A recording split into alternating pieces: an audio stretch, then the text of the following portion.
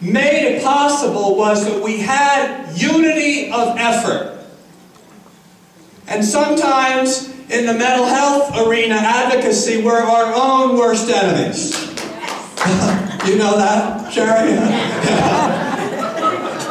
You know, you got the autism over here, you got the Alzheimer's here. God forbid you mix the alcoholics and the addicts together. And you got the schizophrenia over here. And the, you know what? When I authored the mental health parity bill, a lot of people, in fact, most people wanted to leave, you know, those of us who were addicts out of the bill. Because they said, we can't have them on the bill because that's going to surely mean it's going to go down. Can't allow those, you know, alcoholics and addicts in the room because this thing is going to fail. And it's so instructive that our biggest battles in the mental health community came from within the tent. We had to unite everybody behind the principle that we sink or swim together. Yes. Together.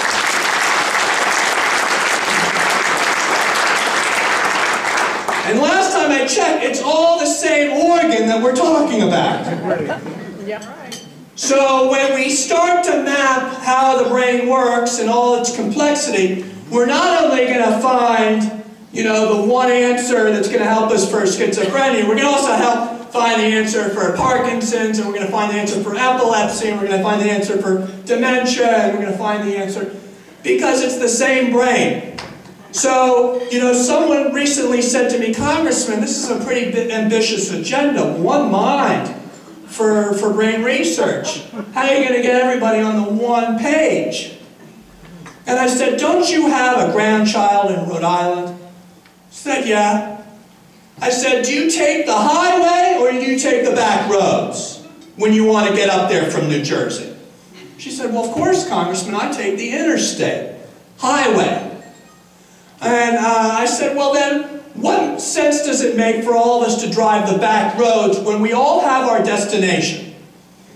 Now, for some of us, the off-ramp exit may be coming up soon for, hopefully, Alzheimer's and autism. Maybe that exit is going to be coming up soon. Maybe some of us who are suffering from more complex neurological disorders, affective disorders like depression and addiction, our exits may be further down the road. But make no mistake, we're all on the same road. We're all on the same road.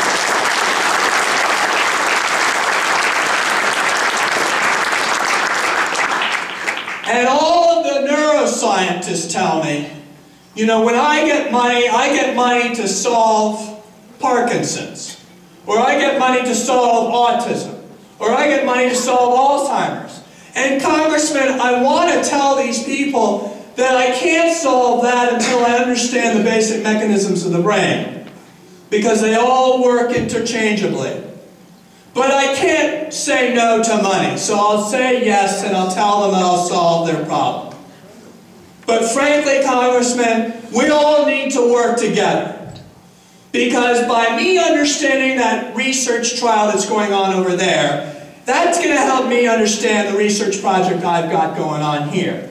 And if it's all the brain, everything we learn, 13 different NIH institutes study the brain, 13. One of them, in fact, the only institute at the NIH named for anybody, is named for my aunt Eunice Kennedy Schreiber, because of the work that she did to get her brother back 50 years ago to start the National Institute for Childhood and Human Development on behalf of another family member, my Aunt Rosemary, who had a developmental disability. And they found that the early research for dementia, because dementia affects people with Down syndrome at much higher rates than it does the average population. And so, isn't it interesting that all the foundational research on Alzheimer's was not done at the Institute on Aging. Instead, it was done on the Institute of Children, called Children. Actually cracked the key to some of the foundational breakthroughs for Alzheimer's. So, and do you think that my Aunt Eunice could have imagined the notion that when she fought for her sister, Rosemary, that ultimately by creating that institute and the breakthroughs in dementia research, that she was going to end up helping to save her 5 children from the disease that took her late husband, Sarge Shriver's life.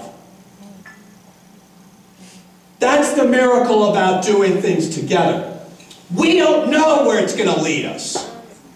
But if we don't think as family, and we don't work together, we're not going to realize it for any one of us.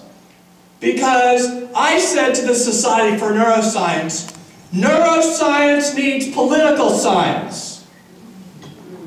We're stronger together than we are divided, especially when we're under assault. Everybody wants to cut us.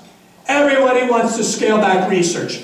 How popular do you think people are with mental illness in Washington, D.C.? To begin with, let alone an environment where if they're looking for cuts, where do they think they're going to get the most?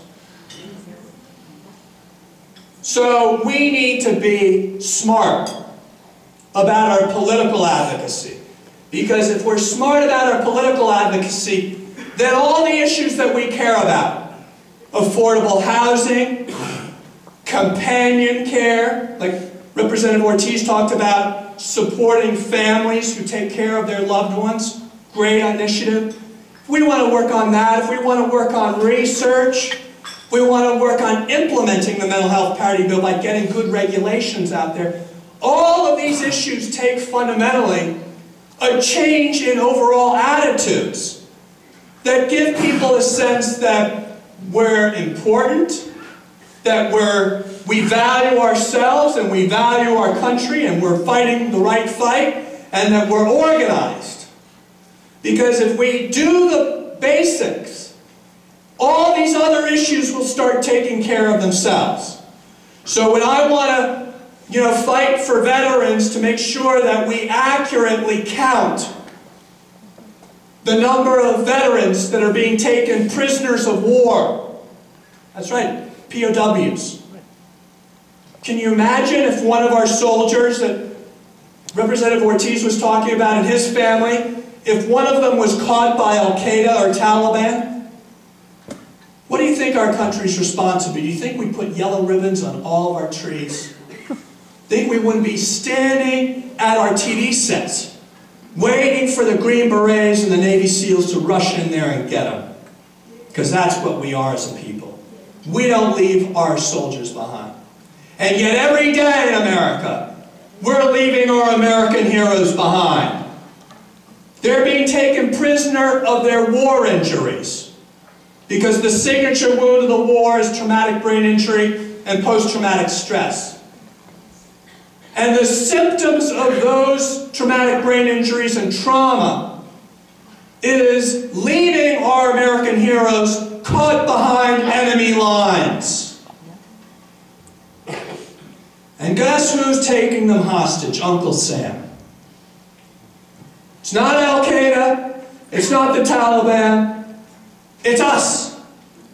We're locking up our American heroes. And if you think that's the best we can do to welcome these men and women home is to lock them up, then you're not an American citizen worthy of respect.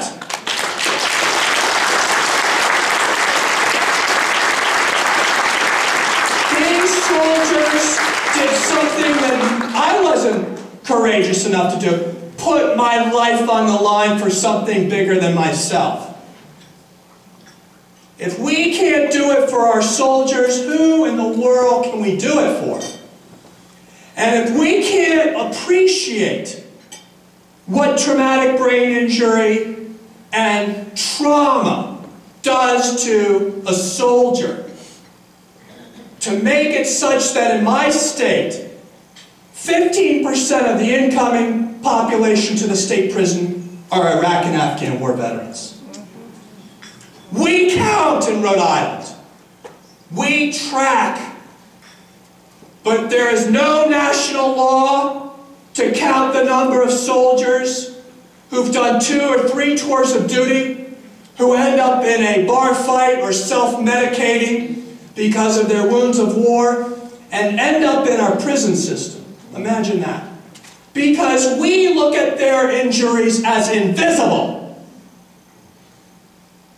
If we can't see these injuries for what they are in our soldiers, how in the world do you think we're ever going to get people to see them in all of our brothers and sisters, mothers and fathers, and sons and daughters?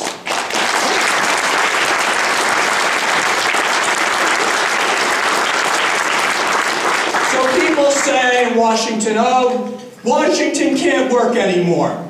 Republicans and Democrats can't work together. I haven't gotten a no yet. Because when I go to Washington to fight for more neuroscience, when I go to Washington to try to get better regulations to the mental health parity bill, when I go to Washington to fight for accessible housing and supportive living and supportive employment services, guess who I show up with? Paul Rieckhoff. You know who Paul Rieckhoff is? He's head of the Iraq-Afghan War Veterans of America. And within a few months, they're going to be the biggest veteran service organization in this country because of how many soldiers we've produced in this war. I show up with Kit Parker, a Rhode Islander, a friend of mine, who's seen too many of his friends take their own life. And they took their own life because they felt terrible, and they blamed themselves for feeling terrible. They blamed themselves for not being able to pull themselves up by their bootstraps. They were so ashamed that they were self-medicating because of the trauma of their experience or the injuries that they sustained.